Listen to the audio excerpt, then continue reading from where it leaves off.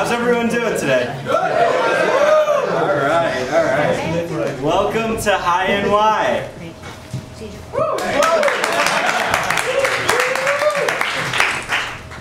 Quick show of hands. Who's a first timer at one of our events?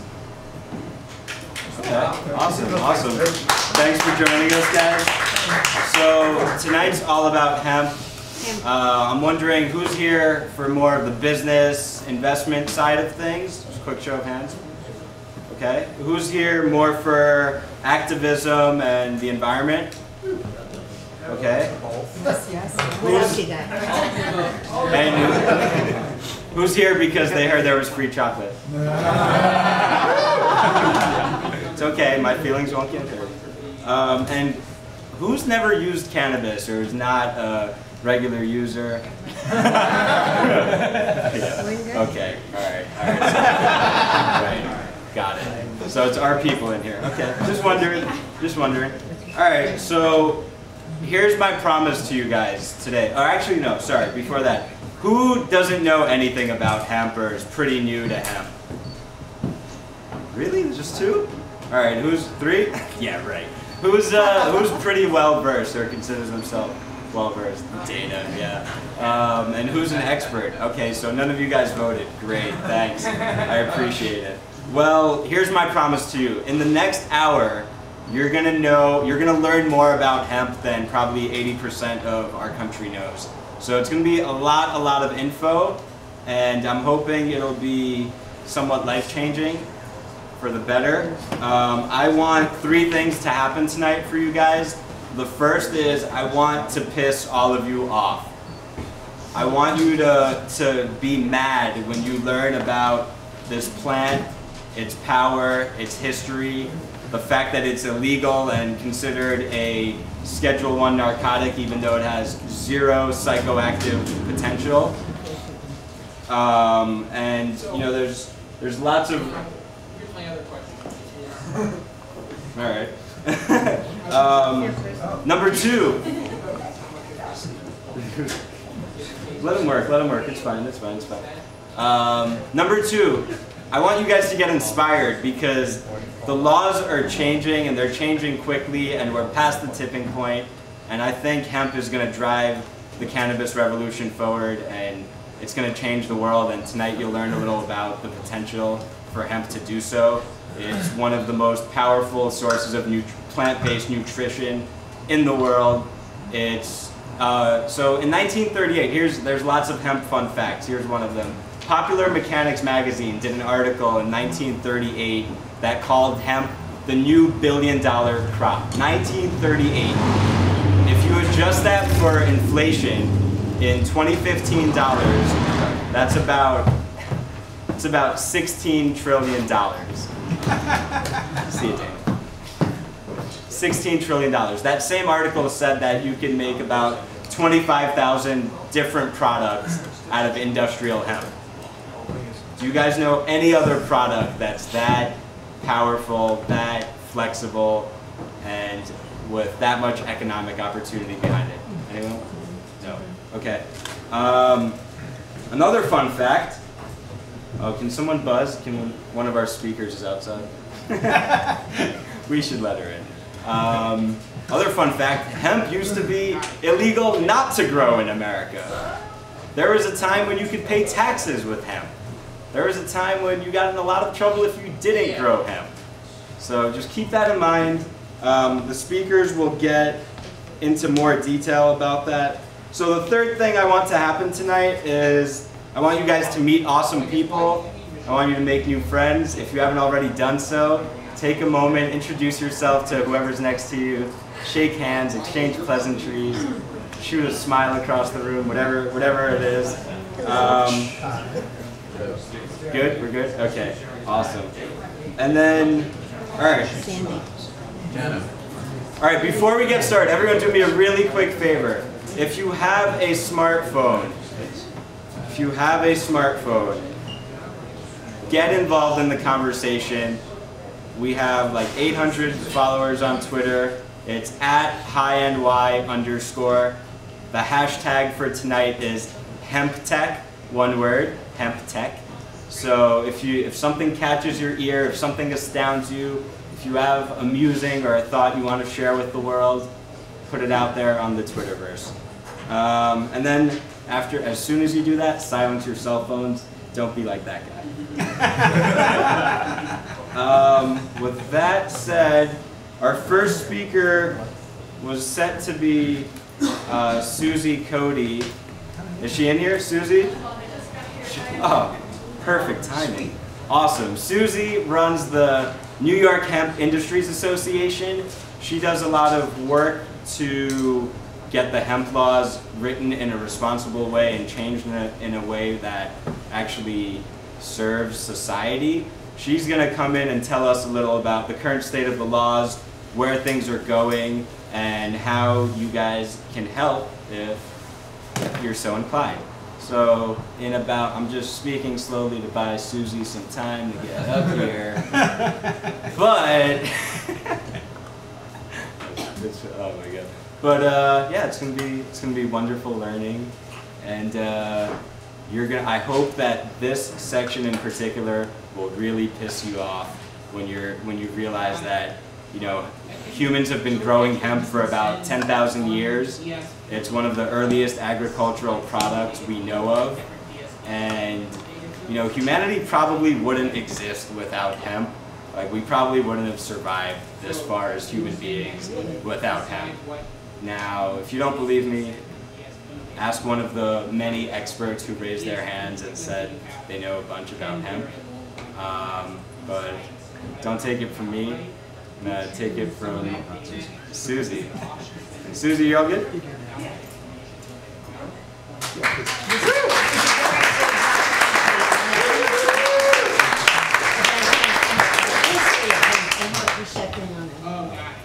Hi everybody, thanks for showing up. This is really exciting to see such a huge crowd all interested in talking about industrial hemp.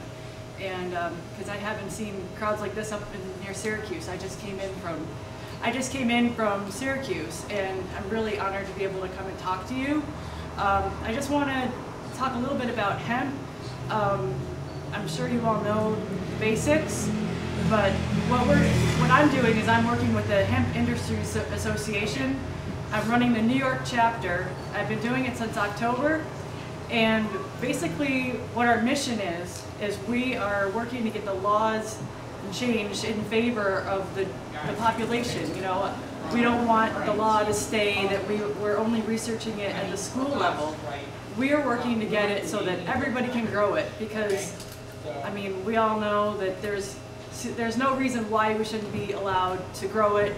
If you want, if you're a farmer, it can be a rotational crop, you know, and even urban hemp growing, I think, could be a big thing, because in China, I've seen pictures, people like just hand harvest it, and they red it themselves.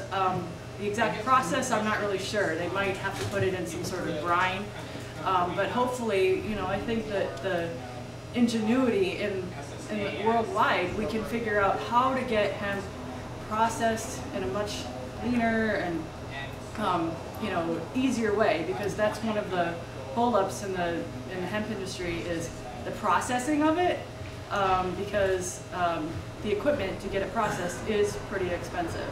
So I just think that if the laws get changed, it's just, you know, people will put their minds to it, and we'll be able to let the industry just blossom.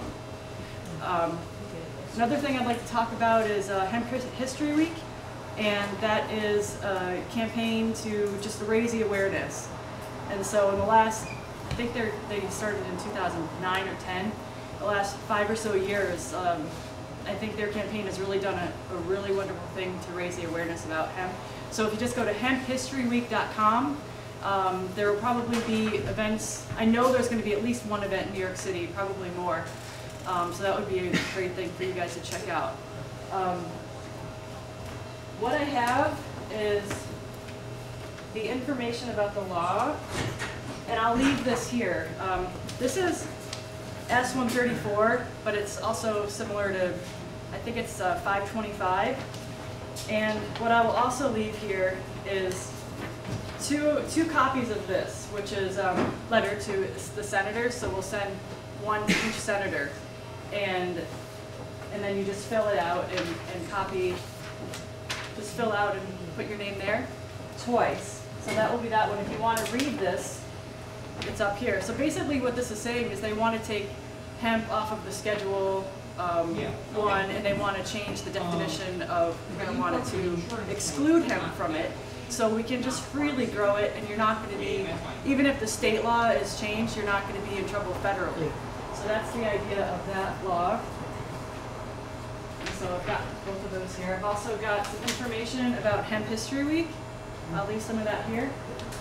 And also Vote Hemp, which is the Education, Legislation, Advocacy Group, and the Hemp Industries Association. So the three organizations, we all work pretty closely together with our campaigns. And I also have a few copies of my card too. And I'm really looking for, anybody in the state who is really interested in working with the HIA or working with me. We might branch off and do something different from the HIA, but really I'm looking for committed people to join the campaign. And if that's the case, then contact me. Or you can go to the Facebook page. It's New York Hemp Industries Association. And then we're also New York Hemp Industries Association. Okay. And we've also started a webpage. It's New York spelled out, HIA.org. It's very basic right now, but we're going to work on that as soon as I get back. Okay. Sounds That. Can you tell us a little about the laws with Oh the yeah. current laws about Alright, how thanks. research institutions are going to be able to grow hemp and all that? Sure. So last December, Cuomo signed a copy of the bill that would allow for university research. So that has gone through a process since the beginning of the year, going from rough draft to kind of final draft. So actually today was the day that the lawyer told me that they were supposed to be posting it on the webpage. I haven't checked it because I've been traveling. But if you go to the New York Register's webpage, and I think it might be also called the administration webpage, but I'll be posting that information on Facebook. Do you know? Yeah, you're talking about the state register, which is Yes. the weekly list of state rules, and it's accessible through the Department of State website. There you go. Yeah. And they post it on there. So that you're saying the rules to implement the law that was passed in December are about to be promulgated. They should be. That's what he told me. Now you might not. I've been checking it, but I will get to the bottom of it and I'll post it. And they have also scheduled a public hearing, which will be May 20th, and that is going to be basically from now until May 20th. You can write in your comments, your written comments. You can go to the public hearing on May 20th. So that's another opportunity to appeal to our government. And if you want to have a conversation with me at some point about the actual regulations, I'd be more than happy to talk about it. You'll just have to read it and see what your own opinion is about how you think the regulations really would fit in for our state. So our next speaker, Lev Kelman, is an entrepreneur who started a chocolate company. You probably tried his product just now.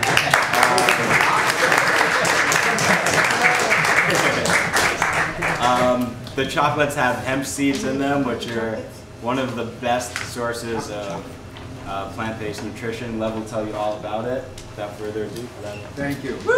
Thank you. So I'd like to explain the difference between hemp and marijuana. Hemp is the same plant as marijuana. It's grown differently.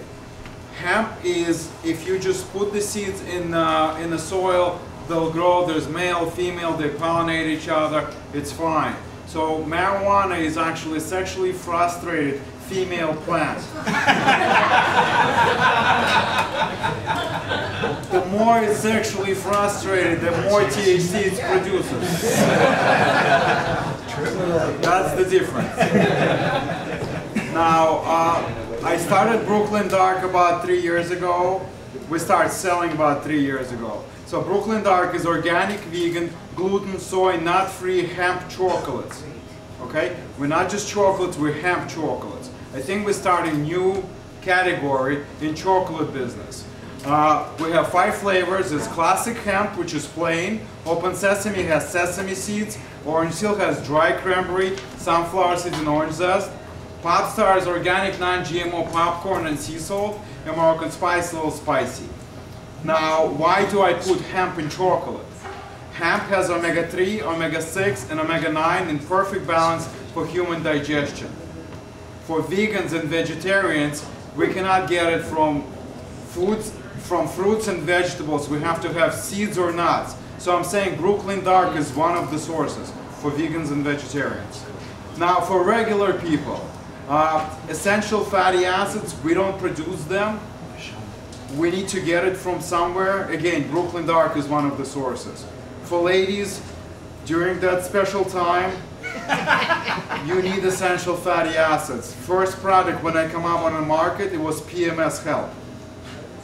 We don't want to cure it, we just want it to help, but FDA does not allow that because PMS is a medical condition. So we come up with Brooklyn Dark, it's the same thing, it's just a different name. So, any questions? Yes? Where do you import the hemp from? Well, right now the hemp comes either from China or from Canada, mostly from Canada. Last week I was at the Green Festival and someone from Lithuania approached me and said, hey, we're thinking of growing hemp, would you buy it? Any other? Any more questions? Yeah, go ahead. What's the biggest barrier of getting hemp into the country? The biggest barrier to get hemp, there is no barriers because it's actually legal to import. Cost-wise. Cost-wise is getting what I hear that on the street that in Canada they had really poor harvest, so probably the prices of hemp is going to go up. Go ahead. Over the course of the time you've had Brooklyn Dark, what have the trends you've seen in terms of the price like? Great questions. When I started 3 years ago, when I came to the store and I had my prototype, it had marijuana or hemp leaf, which are the same. They're absolutely the same. They're identical. So he's like, "Oh, that's marijuana. We're not that kind of store here." So then I have to change, and we come up with a different design, and now we want design. 2013, we had the marketing design for the chocolate. Any other questions? Yeah. Go ahead. Are you just using the seeds, or are you using? We're using seeds, yes. No oils? Well, CBD. seeds by themselves are rich in CBDs. So we really don't need to use oil because we're using about 5% by weight in hemp seeds. Did I answer it? Go ahead, sir. I think you answered it. Can you speak to why you can get hemp protein and hemp seeds in a store, but it's illegal to import? Why can't we get what? I can walk to Whole Foods and get hemp protein and hemp seeds right now. You can actually. They have, yeah. So what's the illegal, what's unlawful about it right now? I'll tell you what. We have Neanderthalian government who thinks that if you grow hemp, you can grow marijuana, because they actually physically you cannot grow both of them together. The reason for that is that as soon as the female plant gets pollinated, it's not marijuana, it doesn't produce THC anymore. Go ahead. I can speak a little more about that too. Correct me if I'm wrong, I think the government's reason for trying to bring hemp seeds in is a one-step process. So they can grow it anywhere else, as long as it's a one-step process coming into the US, then that's what I heard. It's also hemp doesn't have THC, or they have it from 0.3 to 1%, depends on the seed. But I can't grow it here and then take the hemp seeds, process them, pulverize them. Not yet. I have to buy them, can I legally buy them? Yes. I mean, legally buy the plant from foreign land, from Canada. You can buy the seed, yeah. Okay. Right, then I got it. Once it goes to the ground, it's illegal, correct? Something like this, yes. Which doesn't make any sense. All right. I was reading an article recently on hemp seeds talking about something about repairing your DNA by ingesting and eating hemp on a regular basis. Great question, thank you. Hemp has essential fatty acids that are actually building blocks of DNA. And what it does is when you are ingesting hemp, it breaks it down and it goes directly to the cells, and it helps to fix them. No, if you never smoke marijuana in your life, you still have a chemical called endocannabinoids, and from endocannabinoid, everybody since like I think well. The amino acid. Like most basic form of plant life has endocannabinoid receptors. Well, it has the close to basic, yeah. So they have endocannabinoidal system. What the system is in charge is when the cells act abnormally, like they grow big or cancer. Why there's there's a lot of research that cannabis kills cancer, and cannabis and hemp more or less the same chemically. So. So endocannabinoidal system, it's involved, so it's in charge of when the cells acting abnormally. So it helps your immune system to boost your immune system and go to the cells that are acting abnormally, either kill it, restrict the blood supply or something like this, or help to make sure that it's properly divides or stuff like this. I'm not a chemist.